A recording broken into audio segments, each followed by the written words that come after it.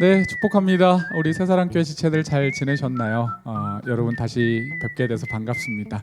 코로나19로 인해서 또 여러 가지 부모 역할에 대한 이야기들이 좀 여러분들과 함께 나눴었는데요. 어떻게 잘 적용해 보셨는지 모르겠습니다. 오늘 또 후속 강의 하나를 여러분들과 함께 나누고 싶고요. 그때는 좀 핵심적인 내용들을 가지고 이야기했다면 오늘은 발달과 또 아이들의 인생에 가장 중요한 인생 각본이라는 교류 분석에서 말하는 그 내용 중심으로 함께 나누고 싶습니다. 오늘 이야기를 하는 대상이 조금은 이 만 5세부터 시작하는 그런 내용들이 좀 있긴 하지만요. 사실 그 뒤에 있는 인생 각본 만들기는 훨씬 전 만 6세 이전의 인생의 결정적 시기라고 하는 그 시기에 더 훨씬 적용하면 좋은 내용들입니다. 그래서 그 내용들이 여러분에게 좀 듣고 또 세 가지의 포인트를 잡아서 잘 적용해보는 그런 시간이 되었으면 좋겠습니다. 오늘 전체 주제는 부모는 자녀의 거울이다라는 주제로 여러분들과 함께 40분 내지 50분 정도 부모 교육을 진행하도록 하겠습니다. 오늘 우리가 함께 이야기하려 하는 핵심적인 내용은 두 가지인데요. 하나는 발달 가업에 따른 부모 역할에 대한 것을 하나 이야기할 거고요. 그리고 아이들의 인생 각본 만들기에 대한 이야기를 좀 해보도록 하겠습니다. 여러분은 어떤 부모라고 생각하십니까? 요즘 사회적 이슈가 계속해서 아동과 관련된 부모 역할에 대한 이슈가 참 많죠. 그러다 보니까 우리가 이 부모 역할에 대해서 스스로 많이 생각해 보게 되는 시기를 보내는 것 같습니다. 여러분들도 많이 생각해 보시죠. 나는 어떤 부모일까? 내가 어떤 부모이기를 원했는가? 또 지금 이런 여러 상황들 속에서 이 부모 역할을 어떻게 하고 싶은가? 이런 것들에 대해서 좀 생각들을 하시지 않을까 싶습니다. 사실 부모 역할이라는 것이 굉장한 전문성을 요구하지만 우리는 아이가 태어나면서부터 부모가 되죠. 그러면서부터 배운 것에 비해서 경험한 것에 비해서 요구되는 역할은 참 많은 것을 경험할 수가 있습니다. 여기에 교육에 참여하고 있는 대부분의 우리 부모님들이 아동기 내지는 청소년 초기 자녀들의 부모님이신데요. 그때까지 10년 내지는 15년 이렇게 아이들을 키우면서 참 많은 이 경험과 또 부모 역할에 대한 생각들을 했을 것 같습니다. 에릭 프롬이라는 사람이 그런 얘기를 했어요. 우리 부모님들이 참 원하지 않고 참 부담스러운 말 중에 하나죠. 문제 자녀 뒤에 문제 부모 있다. 사실 이 말은 참 부담이 많이 되는 말이기는 합니다. 그럼에도 불구하고 부인할 수 없는 것이 또 이 말이기도 합니다. 많은 그 심리학자들이 이 부모 역할의 경험, 부모를 경험한 아이들이 이 부모라는 어떤 대상 경험이 아이들의 인생에 가장 큰 영향을 미친다라는 것은 우리가 너무나 잘 알고 있는 내용입니다. 실제로 정말 우울한 부모, 우울한 엄마, 우울한 아빠 밑에서 자란 아이들을 보면 아이들의 정서가 우울한 것들을 알 수가 있어요. 또 어떤 부모는 너무 쾌활하고 밝고 즐겁고 그런 부모 역할을 부모인 사람들을 보면 이 자녀들을 보면 굉장히 쾌활한 것들을 볼 수가 있습니다. 그래서 우리는 자녀들은 부모를 리플렉션한다, 반영한다 이런 얘기를 해요. 그래서 건강한 부모가 건강한 자녀를 만든다 뭐 이런 얘기도 거기서 나오는 얘기들이죠. 그래서 내가 어떤 사람인가, 어떤 부모 역할을 하는가, 어떤 부모인가에 따라서 우리 자녀들이 어떻게 자라는지는 굉장히 중요한 영향을 미치는 사람이 바로 부모입니다. 그렇기 때문에 이 부모가 된다라는 것은 이 아이들의 인생을 경영할 수 있는 지도자가 되어야 하는 거죠. 그래서 우리도 이런 교육을 배우는 것 중에 하나는 전문가가 되기 위한 과정 중에 하나입니다. 그래서 우리는 아이들을 잘 지도하고 또 아이들의 인생을 경영해가는 그런 역할을 할 수 있도록 이런 교육들에 참여하고 있는 거죠. 지금 여러분들 아이들이 자라고 있는 이 시기를 우리는 이제 아동기다, 청소년 초기다 이렇게 이야기를 해요. 실제로 이 시기에 중요한 발달들이 있죠. 중요한 발달들이 있는데 보통 요즘 아이들 같은 경우는 우리가 7살 또 내지는 만 6세 그리고 12세 뭐 이때까지를 우리는 아동기다 이렇게 이야기를 해요. 이 아동기는 부모 역할이 지지자 역할을 하는 시기다라고 이렇게 정리를 하고 있습니다. 에릭슨이라는 심리학자가 이런 얘기를 많이 했는데요. 요 시기의 아이들은 근면성이 발달하는 시기다 이렇게 이야기를 해요. 여러분 아이들 키우면서 많이 느꼈을 거예요. 어렸을 때 영아기는 절대적 엄마 의존이죠. 요 시기가 지나면 이제는 유아기가 시작이 되죠. 유아기가 시작되면 아이들의 자율성이 굉장히 발달을 해요. 그러면서 내가 할 거야 잘하든 못하든 간에 자기에 대한 전능감이 있어요. 확신이 있죠. 그래서 무엇인가 해보려고 하는 아이들의 특징들이 나와요. 그러다가 아이들이 좀 더 크면 주도성, 우리가 유치원, 어린이집 다니는 이런 시기를 주도성의 시기라고 해요. 요 시기에는 또리놀이가 굉장히 발달하면서 엄마랑 아빠랑도 또래놀이를 하려고 역할놀이를 하려고 하죠. 이런 것들을 통해서 어떤 것에 역할을 부여하고 그것에 대한 자기주도적인 것을 시작해 보려고 하는 시기가 그 시기라고 하죠. 요 시기의 부모 역할은 보호자이기도 하고 또 훈육자이기도 해요. 그런데 이 아동기로 넘어오면서부터 아이들은 이제는 무엇인가 성취해보고자 하는 경험이 많이 뚜렷해지는 시기예요. 어느 때보다 이 효능감이라고 하죠. 내가 무엇을 할 수 있지?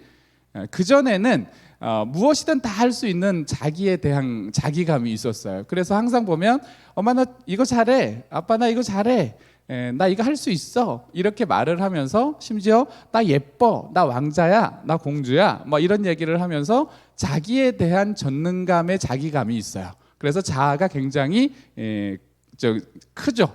그런데 아동기로 들어가면 점점 그런 것들에 대한 현실성이 생기기 시작해요. 청소년기가 굉장히 그 현실성이 부각되는 시기여가지고 오히려 청소년기가 자기에 대한 힘을 막 반항적으로 힘의 욕구를 발휘하기는 하지만 심리적으로 들어가면 자존감이 가장 떨어지는 시기, 비교가 아주 많은 시기, 자기에 대한 열등감이 커지는 시기가 우리가 아동 후기부터 시작되는 우리가 5학년, 6학년 이런 시기들이 그럴 때가 이제 시작되는 거라고 할 수가 있습니다. 그래서 이 아동기, 청소년 초기에는 정말 중요한 부모 역할 중에 하나가 뭐냐면 지지자 역할과 코칭, 멘토자 역할이에요.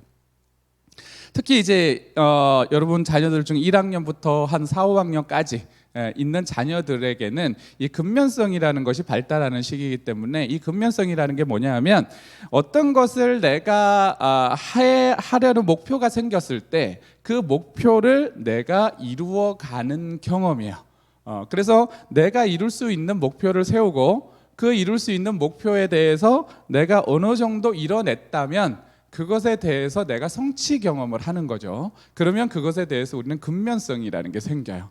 자기에 대한 자기감이 긍정적으로 된다는 거죠. 이 근면성의 반대가 뭐냐면 열등감이에요. 우리가 컴플렉스라고 말을 하잖아요. 이 컴플렉스라는 것은 우리 인생을 살아가는데 굉장히 힘든 것들을 만드는 중심이기도 해요. 자기 수치심 뭐 이런 것도 연결이 되는 얘기죠. 그래서 내가 무엇을 해보려고 하는데 무엇을 하려고 했는데 내가 성취 경험을 하지 못하고 좌절을 너무 많이 하거나 우리 중요한 외부 대상이죠. 부모로부터 과도한 비난과 질책, 하지 못한 것들에 대해서 평가를 계속해서 비난으로 받을 때 이때 우리는 열등감이라는 게 형성이 돼요.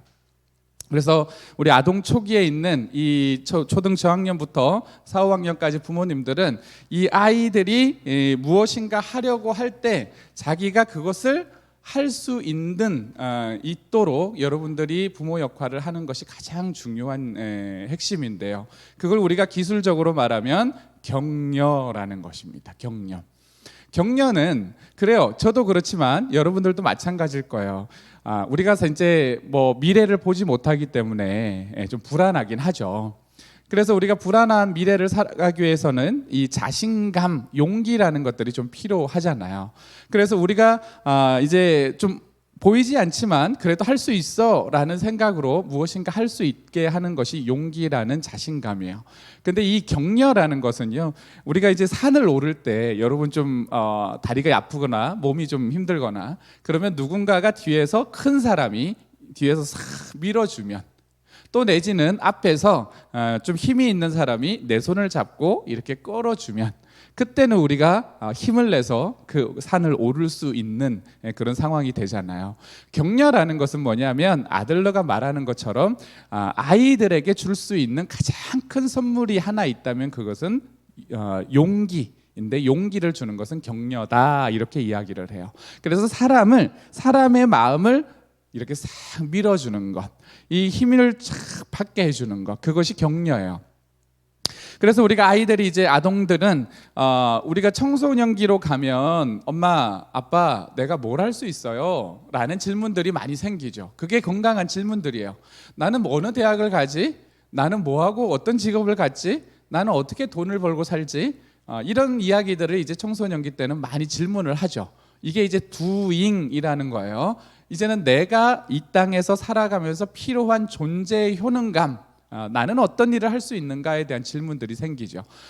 이런 질문들이 이제 생기게 되는데, 그런 질문들이 생기기 전부터 이제는 내가 무엇인가 할 수 있다라는 것에 대한 자신감을 갖는 시기인데, 아직은 그래도 아동기는 자기에 대해서 현실성보다는 좀 비현실성이 좀 커요. 그래서 우리 초등 저학년들에게 꿈이 뭐야? 라고 물어보면 요즘은 많이 바뀌었어요. 유튜버다, 뭐 게임 뭐 하는 사람이다, 뭐 이런 것들이 아이들의 핵심적인 거지만, 부모님 세대, 저희 세대가 어렸을 때 이 시기에 꿈이 뭐야? 라고 말하면 대통령, 뭐 법관, 변호사, 뭐 의사, 이런 것들이 항상 저희가 추구하는 이 것들이었죠. 그리고 자기가 지금 어떤 성적이든 어떤 뭐 경제적인 수준이든 뭐 이런 것과 전혀 상관없이 그런 것들을 할 수 있다고 자기는 믿고 있던 시기였어요.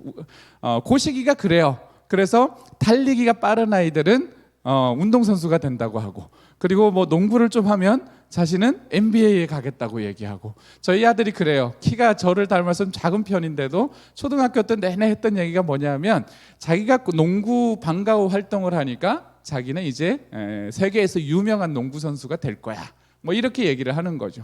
그래서 아동기는 약간 자신에 대해서 비현실적인 그래도 자기 이상을 가지고 있어요. 그래서 그런 것들을 얘기를 해요. 이럴 때 부모님들이 그걸 지나치게 현실적으로 받아칠 필요가 아직은 없어요. 왜냐하면 그게 진지하게 고민되는 시기는 청소년 초기부터 시작된다. 그럴 때는 이제 멘토 역할을 하면서 아이와 함께 이런저런 얘기를 하면서 인생의 진로를 찾아가는 거죠. 그래서 아동기 때는 아이들이 나 이거 할 거야 라고 그러면 부모님이 제일 많이 해줘야 될 건 뭐냐면, 그래, 좋은 생각이구나, 할 수 있어, 나는 네가 할 수 있다고 생각해. 아이에게 무엇인가를 하려고 하는 아이에게 지지하는 역할, 이것이 아동기 부모 역할의 가장 큰 핵심이에요. 그리고 더불어서 하나가 뭐냐면, 이 격려라는 것이 이 평가와는 조금 다른 의미예요. 평가를, 우리 이제 한국 사람들은 사실 평가에 익숙한 사람들이에요. 우리는 이 사람을 그 격려하는 그런 기술을 배운 문화는 아니에요. 잘했냐 못했냐, 100점이냐 90점이냐, 항상 이런 거잖아요. 가수우미양가, 뭐 이렇게 매겨놓고 우리는 살아왔어요. 그러다 보니까 그 점수에 의한 평가, 그래서 공부 잘하는 아이들은 인정받고 공부 못하는 아이들은 잘 인정받지 못하고, 이게 이제 우리가 살아왔던 문화예요. 지금 우리 아이들이 사는 그 문화도 많이 변했다고 하지만 그런 것들이 있죠. 근데 약간 서양 문화가 조금 부러운 게 뭐냐면, 공부 잘하는 아이들은 공부 잘하는 대로 격려하고, 또 운동 잘하는 아이는 운동 잘하는 아이대로, 또 뭐 성격이 좋으면 성격이, 관계가 좋은 아이들은 관계가 좋은 아이대로, 이렇게 아이들이 가진 아이 고유의 특성의 장점들을, 강점들을 지지하고 격려해 주죠. 근데 우리는 이제 그런 문화 속에서 살지 못하다 보니까 항상 공부, 이 성적이라는 것이 아이들의 중요한 잣대가 돼 있는 걸 볼 수가 있어요. 그러다 보니까 평가의 기준이 항상 그런 쪽에서 많이 나오고 있죠. 이 외에도 마찬가지예요. 항상 1등주의가 너무 많이 팽배해 있어요. 그러니까 내 아이가 1등이나 최상위권에 머물지 않으면 스스로 그 아이에 대한 비난하는 그런 것들이 우리 문화에 좀 많죠. 그래서 좀 우리가 이런 것들을 알고 있는 게 중요할 것 같아요. 그래서 격려라는 것은 평가라는 것은 항상 100에서 시작하는 거예요. 이 100의 기준에서 네가 어느 정도 해냈니? 그래서 평가를 하는 거죠. 그래서 어느 정도 해낸 것이 잘 됐다라고 하면 잘했구나 라고 칭찬을 하는 거예요. 못하면 더 잘해라 라고 이렇게 얘기를 하는 거죠. 근데 격려는 달라요. 격려는 0에서부터 시작하는 거예요. 그래서 내가 오늘 나는 게임을 1시간 하는 아이가 게임을 오늘부터 50분으로 줄일 거야 라고 했는데 1시간 하겠다고 한 아이가 50분을 하겠다고 했어요. 그런데 첫날 55분까지 줄였어요. 그러면 5분이 준 거예요. 우리는 이게 격려죠. 네가 10분을 줄이겠다고 했지만 그래도 5분은 줄였구나. 이런 게 이제 격려 포인트예요. 격려는 현재 0에서부터 조금이라도 좋아지는 게 있으면 그거를 아이에게 그대로 리플렉션 반영해서 그걸 했구나. 네가 이렇게 하기로 했는데 이만큼 했구나. 네가 지금 그 공부를 이번에 단원 평가를 네가 열심히 공부해서 90점을 맞겠다고 하더니 성적은 비록 70점을 맞았더라도 노력을 했구나. 목표를 잘 세웠구나. 이런 것들을 아이에게 계속해서 지지해 주는 것. 이것이 격려예요. 그래서 평가는 그래 한번 해봐. 90점 맞기로 했으니까. 왔는데 몇 점 맞았니? 85점이요. 아이고야 90점 맞는다고 했더니 노력이 부족했네. 하면 되는데 왜 덜 해가지고 5점이 부족한 거야? 다음엔 더해서 90점 맞아. 1시간만 더 투자하면 돼. 뭐 이런 것들이 이제 평가적인 얘기들이에요. 그래서 요 아동기 시기에는 정말 필요한 건 격려적 지지예요. 그래서 아이들이 무엇인가 하려고 할 때, 무엇인가 해내려고 할 때, 스스로 무엇인가 할 수 있다고 말할 때, 그럴 때 할 수 있어. 그래, 한번 해보자. 네가 노력하면 될 거야. 이런 얘기들이 아이들에겐 지지적 격려가 되는 거죠. 그래서 계속 밀어주는 거. 더불어서 하나가 존재적 격려가 있어요. 존재적 격려가 뭐냐면 아이들을 우리가 이제 사실 청소년 초기, 아동 후기 쪽 이렇게 초등 고학년 이쪽으로 가면 아이들이 인성 수준이 낮아져요. 초등학교 3학년부터 서서히 시작된다고 이야기를 해요. 그 정점이 중학교 2학년이에요. 그래서 인성 수준이 계속해서 좋지 않게 되는 시기예요. 신기하게도 중3 정도 지나면 또 아이들이 좋아지죠. 이거는 뇌 발달하고도 많이 연결되어 있어요. 변연계가 완성이 되는 시기가 중2, 중3경이에요. 감정의 뇌죠. 그래서 아이들이 감정적 반응들을 많이 하는 게 짜증이고 반항이고 저항이에요. 그런 것들이 많아지는 시기예요. 그래 전두엽이 완성되지 않은 시기고 잘 자라지 많이 자라지 50% 정도밖에 안 자란다고 하니 그런 시기이기 때문에 아이들이 혼란감을 많이 겪고 부모도 인성 수준이 떨어지는 아이들을 보면 사실 지지하고 격려할 것이 많지 않다라는 것을 느낄 수가 있어요. 그럼에도 불구하고 우리 부모님들은 이 시기에 아이들이 그런 과정을 지나고 있다는 것을 아시고 아이들이 조금이라도 좋아지고 하려고 하는 그런 목표들이 세워진다면 그런 것들을 지지하는 거죠. 그 중에 하나가 존재적 격려예요. 이 존재적 격려가 자꾸 인성 수준이 떨어진다고 하더라도 그래서 너는 어떤 아이야? 나에게. 너라는 존재는 나에게 어떤 존재야? 나는 너를 참 사랑해. 나는 네가 참 좋아. 네가 나에게 있는 것이 엄마 인생에 아빠 인생에는 큰 행복을 주는 행복이야. 너는 나에게 행복을 주는 사람이야. 이런 것들의 말들이 다 존재적 지지예요. 존재적 지지. 이 존재적 지지를 받는 아이들이 뿌듯한 감정이 많이 생겨요. 뿌듯한 감정이. 그래서 우리가 이 존재적 지지를 받을 때 우리 마음이 우리가 누군가에게 너가 너무 사랑스러워 그럼 여기가 좀 뭔가 이렇게 감정이 쫙 올라오잖아요. 그런 것들이 이 뿌듯한 감정들이에요. 이 뿌듯함을 많이 경험한 아이들이 자존감이 높아져요. 그래서 우리가 아이들을 격려할 때 존재적 지지 격려를 하는 것은 아이들의 자존감 형성에도 굉장히 큰 역할을 해요. 제가 저희 아들이 15살인데요. 어제 저녁에 아이랑 얘기를 하는데 뭐 이런저런 얘기를 새벽 1시까지 했어요. 근데 저는 아이들 둘을 이제 비교하지 않아요. 왜냐하면 비교라는 것이 아이의 고유한 특성들이 있기 때문에 강점과 약점이 서로 다르잖아요. 근데 첫째 아이가 강점이 있는 것이 있는가 하면 둘째 아이가 가진 것도 있어요. 얘기하면서 자꾸 이제 뭐 누나에게는 이거 해주고요, 뭐 이런저런 여러 가지 얘기를 하면서 자기 이야기를 하는 거죠. 그래서 제가 아이에게 했던 얘기가 뭐냐면, 나는 너와 너를 비교하고 싶지 않다. 너는 너대로 강점이 있고 누나는 누나대로 강점이 있고 또 누나의 약점이 있고 너의 약점이 있는 것처럼, 그냥 너는 지금 내가 너에게 말하고 있는 것은 게임 시간을 줄이라는 거지, 다른 너의 성격 또 네가 너의 존재 이런 것들은 나에게 아무런 문제가 안 돼. 오히려 너라는 존재는 나한테 큰 행복이야. 다만 네가 게임 시간을 너무 많이 한다는 그 자체는 나한테 문제가 돼. 이 시간에 대한 조절이 좀 필요하겠어. 나는 너 존재에 대해서 전혀 마음이 달라지지 않아. 이런 얘기를 이제 서로 훈육하면서도 얘기를 하는 시간들이 있었어요. 그러니까 우리는 이 아동기 청소년 초기에 아이들이 우리가 존재적 지지를 받는 아이들이 되어서 뿌듯한 감정을 느끼면서 그 감정이 많아지면 자존감이 높게 형성이 되기 때문에 그런 지지적 격려들을 많이 할 필요가 있다. 근데 이 낮은 자존감을 형성하는 부모들의 특징 중에 하나가 뭐냐면 면박군을 만드는 거예요. 이 심리학자 사티어라는 사람이 이 낮은 자존감을 가진 사람들의 특징을 살펴보면 그 사람들 안에는 모두가 하나같이 면박군이 심어져 있다고 이야기해요. 이 면박군이 누구냐? 어렸을 때부터 부모가 들려주었던 말이 커가면서도 계속 자각이 되어서 자기가 뭘만 하려고 하면 그 면박군의 소리가 계속 들린다는 거예요. 그래서 의기소침하고 위축되고 쫄보가 되고 자신감을 잃는다는 거죠. 그래서 면박군을 심어주지 말라, 이렇게 사티어가 이야기를 하는 거예요.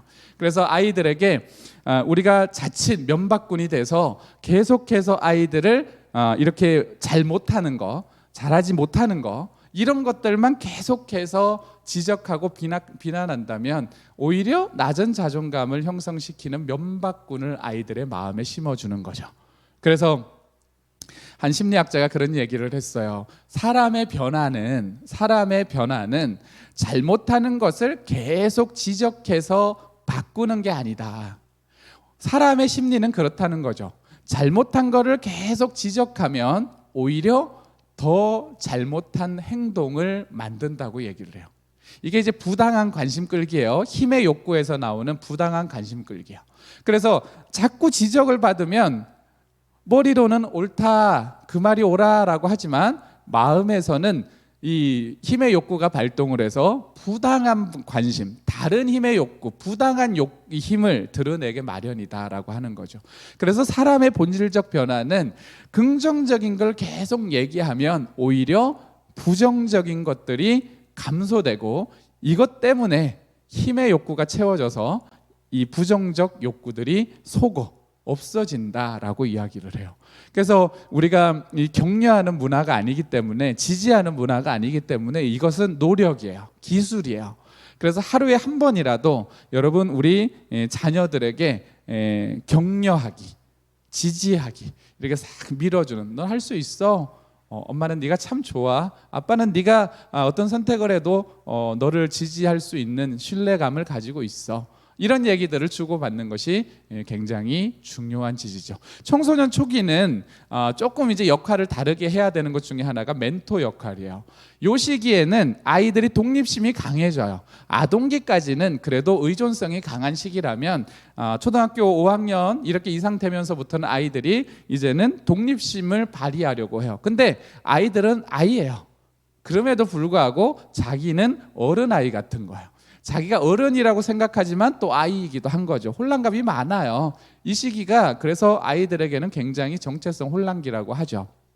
그래서 이 시기에 부모는 어른답게도 대하고 아이답게도 대하고 이런 게 좀 필요해요. 그래서 아이들이 떨어지려고 하면 어른답게 대하고 내게 와서 도와달라고 하면 아이답게 대하고 인생을 친구들 만나 자기 인생에 대한 뭔가 토론을 하고 싶다고 하면 와서 멘토처럼 서로 이야기 나누고 그러면서 아이가 떨어지려고 하면 떨어뜨리고 오면 다시 붙이고 하는 그런 시기가 이런 청소년 초기부터 시작이 되는 거야.